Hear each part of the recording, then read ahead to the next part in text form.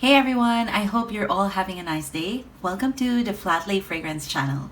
I'm Trish and I love all things fine and fragrant.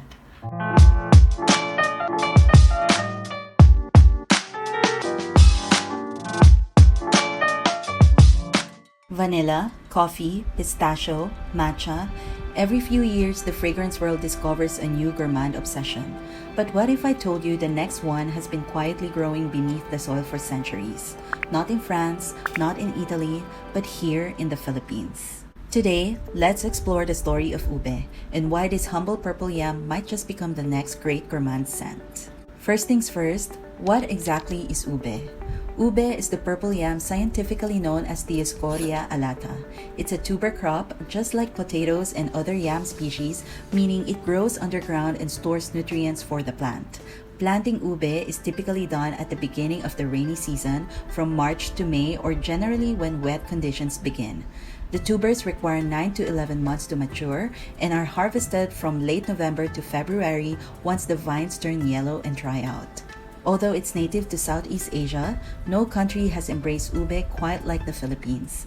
It's been cultivated here for centuries and remains one of our most important traditional root crops. In fact, archaeologists believe yam species have been eaten in the Philippines for thousands of years, and ube itself appeared in one of the earliest Tagalog-Spanish dictionaries published in 1613. One of the biggest misconceptions is that ube is simply a purple sweet potato. It's not. Sweet potatoes originated in Central and South America. Taro, another common comparison, has long been cultivated across Asia. Ube belongs to the yam family, making it an entirely different plant. They taste different too. Sweet potato is earthy and develops a caramel-like sweetness when cooked. Taro is milder, starchier, and slightly nutty. Ube is different. It has a creamy sweetness with delicate floral and nutty nuances that people often compare to vanilla, coconut, white chocolate, pistachio, and even orchids. For a fragrance lover, that's a fascinating profile because it already feels layered and aromatic before it ever becomes a dessert.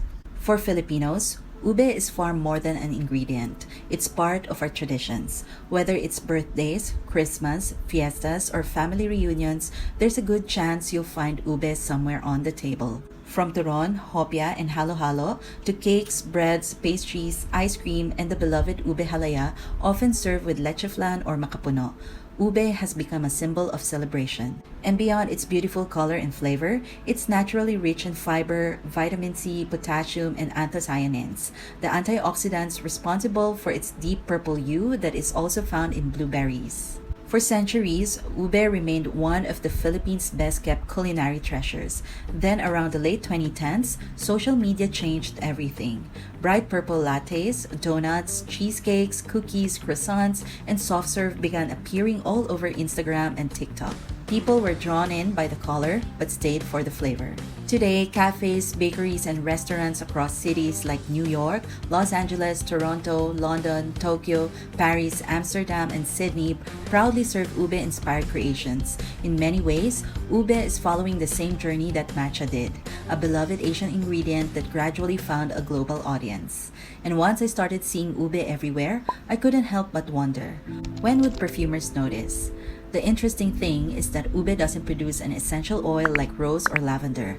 Instead, perfumers have to recreate the feeling of ube through creamy vanilla, soft coconut, milky accords, delicate florals, and gentle nuttiness, the very qualities that make the real ingredients so comforting.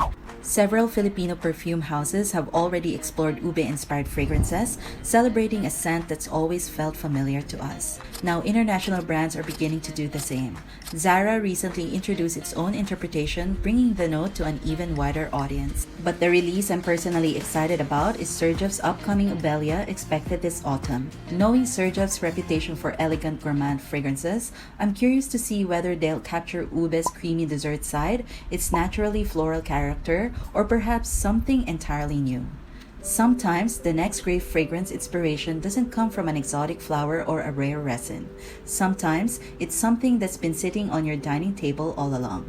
For Filipinos, ube has always been part of our history, our celebrations, and our memories. Now the rest of the world is beginning to discover what we've known for generations. So maybe the real question isn't whether ube will become the next gourmand scent. Maybe it's why it took the fragrance world so long to notice. What do you think? Would you wear a perfume inspired by ube? And if you were creating one yourself, would you make it smell like a creamy ube halaya, freshly baked ube bread, or would you take a completely different direction? Let me know in the comments. And who knows, the next iconic gourmand fragrance might just have a little Filipino soul.